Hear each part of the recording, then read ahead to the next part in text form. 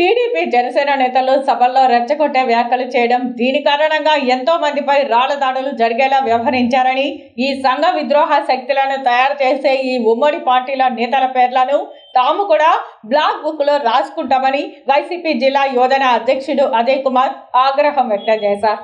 Tirupati press club లో సోమవారం media సమావేశంలో వైసీపీ నాయకులు పసుపులేటి సురేష్ తో కలిసి ఆయన మాట్లాడుతూ టీడీపీ నేతలు రెడ్ బుక్ పెట్టారని గుర్తు చేశారు. టీడీపీ బెదిరింపులకు తాము బెదరమన్నారు. కొద్ది కాలం క్రితం ఓ రక్షక భటుడి కన్ను పోవడానికి ఈ రెచ్చగొట్టే మాటలే కారణమైందని, కనీసం కానిస్టేబుల్ పరామర్శించే దిక్కు కూడా ఉమ్మడి పార్టీల నేతలకు లేదా అని ప్రశ్నించారు. ఇకపై రెచ్చగొట్టే మాటలు మానుకోవాలని హెచ్చరించారు. ఒకవైపు పొంగనూరు దగ్గర తెలుగుదేశం పార్టీ శ్రేణులు జ్ఞానేంద్రియాల్లో అతి ముఖ్యమైనటువంటి కన్నుని ఒక రక్షక భటుడికి పోలీస్కి పోగొట్టారు రాళ్ల దాడి చేసి. ఆ రాళ్ల దాడి చేసి ఆయన కన్ను పోతే అటు జనసేన పార్టీ వాళ్ళు కానీ ఇటు తెలుగుదేశం పార్టీ వాళ్ళు కానీ ఒక్కరైనా ఆ కుటుంబానికి జరిగిన అన్యాయం పట్ల కనీసం స్పందించిన దాఖలాలు ఏమైనా ఉన్నాయా? ఆ కుటుంబం ఈరోజు ఒంటి కన్నుతో ఆ పోలీస్ ఆయన బతుకుతూ ఉన్నాడు.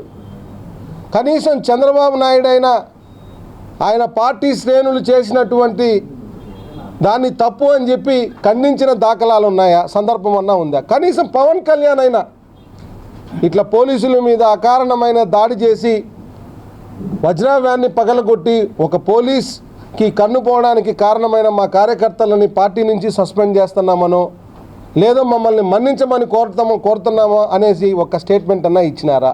వీళ్ళు ఒక్కరే ఈ కులానికి మేము ప్రాతినిధ్యం వహిస్తున్నాము, మేము చెప్పిందే వేదం, మేము చెప్పిందే పాట అంటూ వీళ్ళందరూ ఒక పక్షాన ఏర్పడి, అది కూడా కేవలం జనసేన పార్టీ తెలుగుదేశం పార్టీలో ఉండేటువంటి నాయకుల్నే వాళ్ళందరూ కూడా సమావేశపరుచుకొని వాళ్ళంతటా వాళ్ళే దొంగ తీర్మానాలు ఇచ్చుకొని వాళ్ళు ఏకపక్ష నిర్ణయాలను ప్రకటించి దాన్ని ప్రజల్లో రుద్దుతున్నారు.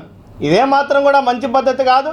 అక్కడ నిలబడుకొని ఆ చిత్తూరు నుంచి వచ్చిన ఆయనకి మేము మద్దతు ఇస్తున్నాం, ఆయన మమ్మల్ని ఉద్ధరిస్తాడని చెప్పేసి మాట్లాడుతున్నారు. ఏమైనా కానీ కొంచెమైనా బుద్ధి జ్ఞానం ఉందా? తిరుపతిలో మీరందరూ కూడా మీ నోర్లు మోగపోయినాయా? లేదంటే మీకేమన్నా రాజకీయాలు చేతగావా? లేదంటే మీరేమన్నా ఆ స్థానాలకి పనికిరారా అని చెప్పేసి మేము ప్రశ్నిస్తున్నాం. ఎక్కడో తిరుపతి వాసి కాకుండా చిత్తూరు నుంచి ఒక ఆయన్ని మీరు వలస తెప్పించుకొని ఆయన ఏ ప్రలోభాలతో మిమ్మల్ని అందరినీ ప్రలోభ పెట్టాడో లేదా మీ పార్టీ అధినేతల్ని ప్రలోభ పెట్టాడో మాకైతే అర్థం కావడం లేదు. ఈరోజు ఇక్కడికి వచ్చి పనికి మాలిన నిరాధారమైనటువంటి ఆరోపణలు చేస్తున్నారు.